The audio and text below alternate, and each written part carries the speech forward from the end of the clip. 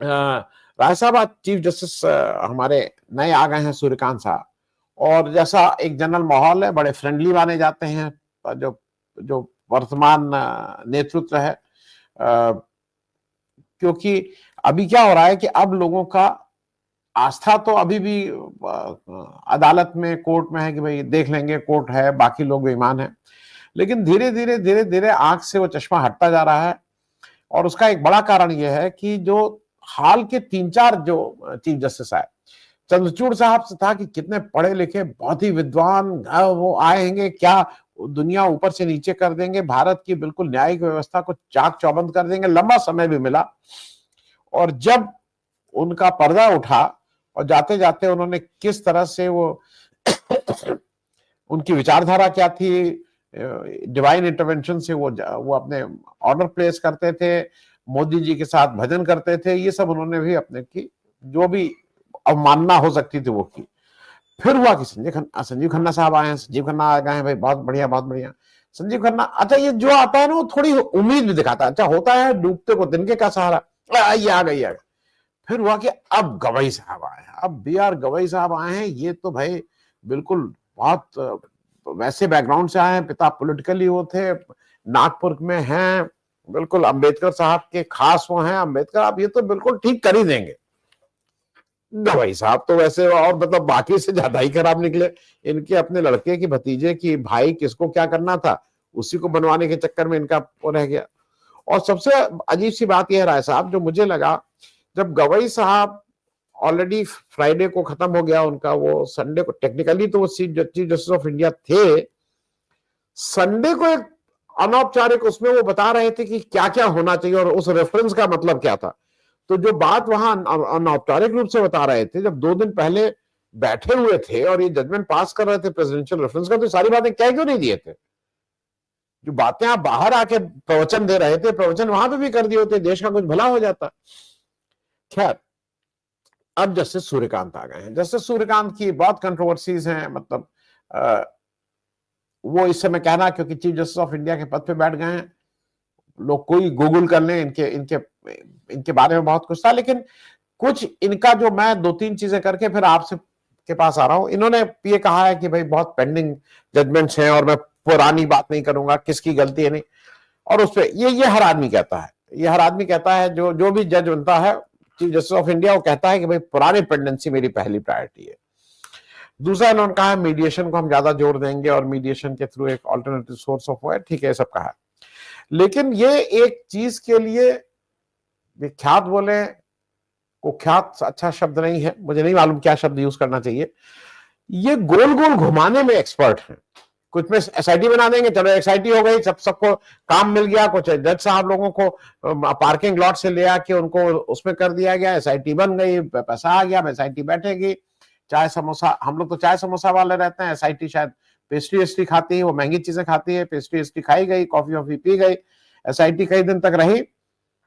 उसके बाद क्या हुआ ना, एसआईटी पेगासस वाली एसआईटी इन्होंने बनवाई थी, उसने कहा नहीं सरकार कोऑपरेट ही नहीं कर रही, कोऑपरेट नहीं कर रही, ठीक है छोड़ दीजिए। फिर कुछ अजीब तरह का ये पोस्टपोन करने के उसमें काम करते हैं। मतलब ये ठेठ सरकारी बाबू का जो होता है ना कि एसआईटी बना दो, इसको आगे कर दो, इस तरह का एटीट्यूड है।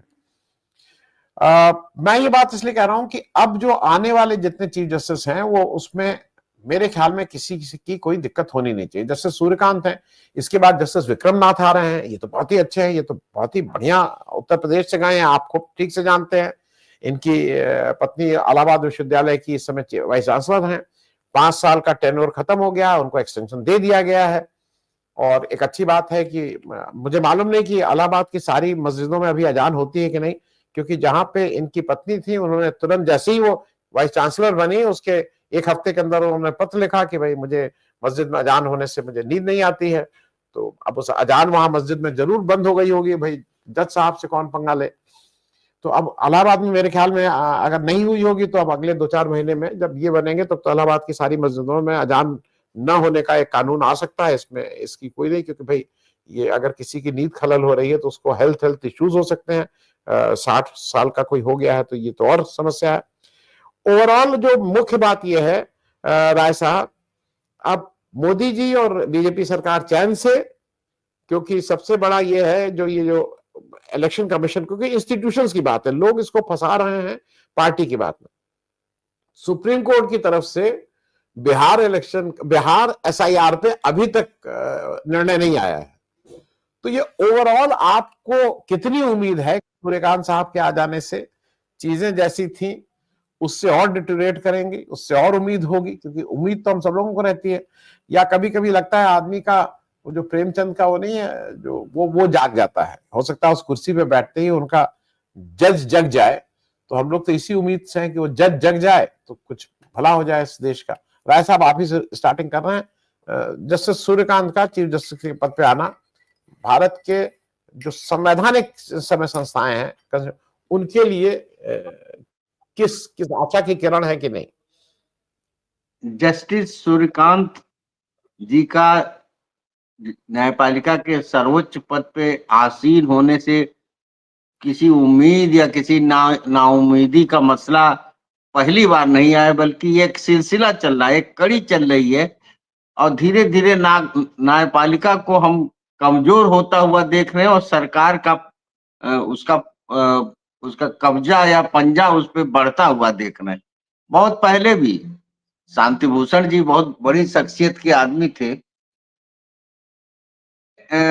एक अभियान चलाया था committee for the judicial accountability, उसमें 10 में से 6 चीफ जस्टिस ऑफ इंडिया को उन्होंने करप्ट कहा था, और नाम लेकर कहा था। बहुत हिम्मत, और उनके खिलाफ कुछ न कोई कंटेम्प्ट हुआ, और न कोई किसी ने सवाल पूछा, उन्होंने प्रमाण दिए थे। तो करप्शन तो एक अलग बात है, लेकिन राजनीतिक प्रभाव में आने का जो ये सिलसिला इधर दिख रहा है, जस्टिस सूर्यकांत जी ने ऑनरेबल चीफ जस्टिस की कुर्सी पर बैठने के समारोह को जिन लोगों ने देखा या सुना, या हम लोगों ने आप लोगों के माध्यम से जाना, वो तो लग ही नहीं रहा था कि ये जो न्यायपालिका की सादगी का कोई समारोह, उसकी भव्यता, उसकी दिव्यता, उसका ग्लोबल फोकस, वो तो सरकारी समारोह के की तरह से उन्होंने आयोजित किया। क्योंकि वो अभी कल तक तो जैसे सारे जज थे वैसे वो भी एक जज थे, he was one of the जजेस। ओथ लेने तक वो चीफ जस्टिस ऑफ इंडिया हुए, जब ओथ ले लिए तो उन्हें तो कोई ऐसा पावर मिला ही नहीं था आज के पहले कि वो इतने देशों के जजों को आमंत्रित कर सकते थे। हमने ये भी नहीं सुना कि कोई कोलेजियम की विशेष बैठक होकर और इस शपथ ग्रहण समारोह को एक वैश्विक इवेंट बनाने के लिए जुडिशरी ने कमर कस ली हो। यह भी सब नहीं सुनाई पड़ा कि कोलेजियम की सहमति थी और कौन कौन से देश से जज बुलाए गए थे, इस पर कोई निर्णय हुआ। कुल मिला के लग रहा कि external affair minister, home minister, prime minister, PMO के सहमति से यह सारा कुछ आयोजित हुआ, और ये एक सरकारी आयोजन का हिस्सा हो गया। सरकार के बढ़ते हुए हस्तक्षेप का यह नमूना था।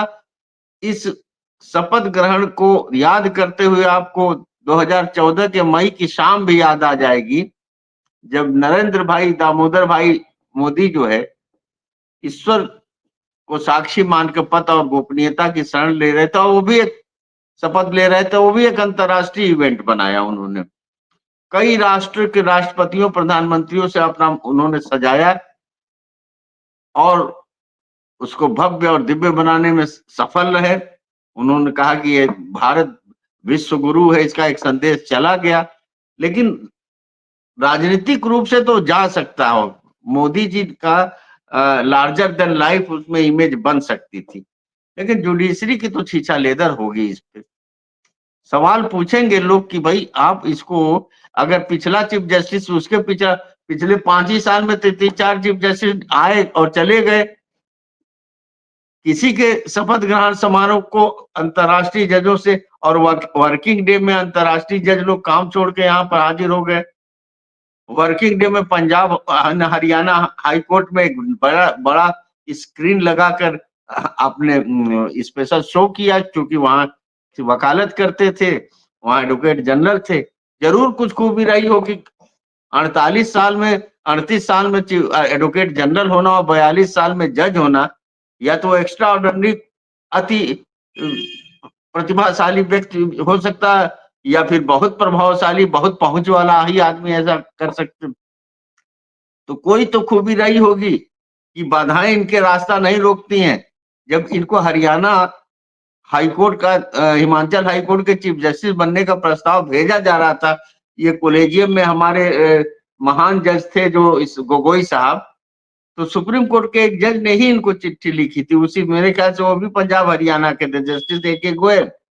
उन्होंने कहा साहब लैंड माफियाओं के साथ इनकी सांठ-गांठ है, जमीन के मामले में ये त्यागी व्यक्ति है, करोड़ों रुपए का हेर फेर किया इन्होंने, और इनका चरित्र उत्तम नहीं है, इनको चीफ जस्टिस ना बनाया जाए, ऐसे बचा जाए, क्योंकि ये बहुत विवादित हो चुके हैं। उसमें इनके ऊपर प्रमाण के साथ शिकायत justice chief justice of India Kapadia को दिया गया, एच.एस. कपाड़िया को। ए.के. गोयल जो सिटिंग हाई कोर्ट जज रहे होंगे या बाद में रहे होंगे, उनकी बात नहीं मानी गई और उनको चीफ जस्टिस बनाया गया, और उसी आधार पर गोगोई साहब उनको सुप्रीम कोर्ट ले आए। तो कुछ तो खास बात रही होगी, नहीं तो प्रधानमंत्री को बुलाने में चंद्रचूड़ को अपना पूरा कार्यकाल बिताना पड़ा, अयोध्या का जजमेंट देना पड़ा, तब जाके प्रधानमंत्री उनके घर तक पहुंचे, तब जाकर जो है वो साबित कर पाए कि प्रधानमंत्री हमारी बहुत निजी मैत्री है। सूर्यकांत जी तो पहले दिन से ही उन्होंने साबित कर दिया कि सरकार और हमारे बीच बहुत अच्छे रिश्ते, अगर ऐसे रिश्ते ना होते तो आप लोगों को आज ही मैं बता दूं कि पंचकुला में मुख्यमंत्री ने अपने आवास पे कुछ साल पहले इनको रात्रि भोज पे बुलाए थे, वो मुख्यमंत्री यही नायब सिंह सैनी थे।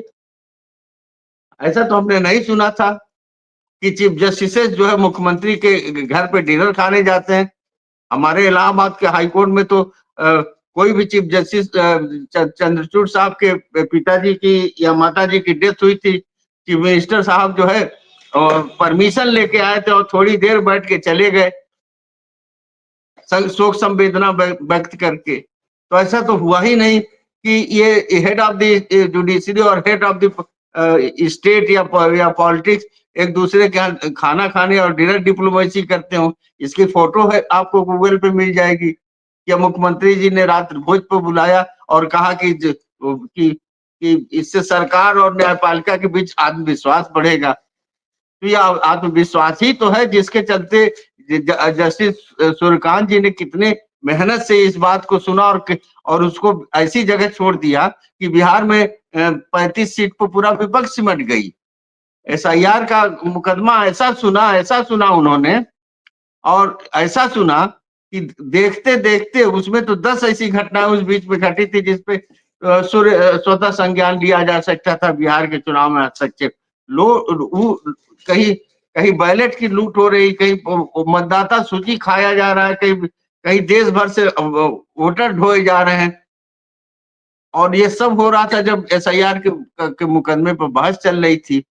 तो कुछ तो खास बात है जिससे कि इन्होंने आज अपने शपथ ग्रहण को एक अंतर्राष्ट्रीय इवेंट बना दिया, बिल्कुल ओलंपिक जैसा। हम तो समझते थे कि जज की जिंदगी, और हम देखते भी हैं कि जज की जिंदगी साधु और संतों की जिंदगी है।